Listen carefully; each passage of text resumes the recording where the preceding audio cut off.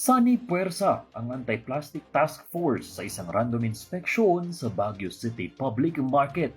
Dito kanilang sinuri ang bawat market stalls kung sumusunod ba ang mga ito sa Plastic and Styrofoam-Free Baguio Ordinance. Ito ay kung saan ipinagbabawal ang paggamit ng plastic sandbags at styrofoams. Ay, natin ito bagyo.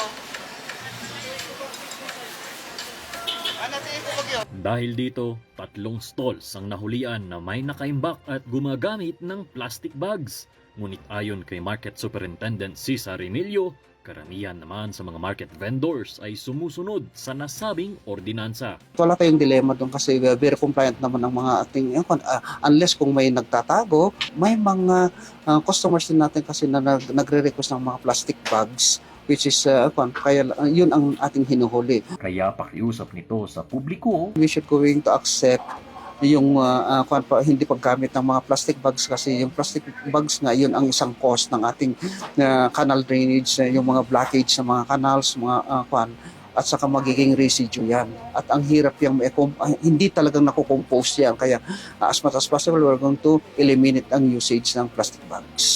bukod sa pag-monitor ng mga plastic bags, kanila ring inusisa ang kondisyon ng sanitation at illegal extensions ng ibang mga stalls. Ito ay upang masiguro ang kaayusan at kalinisan ng Baguio City Public Market. Nico Gatchalian para sa PIO Baguio Balita.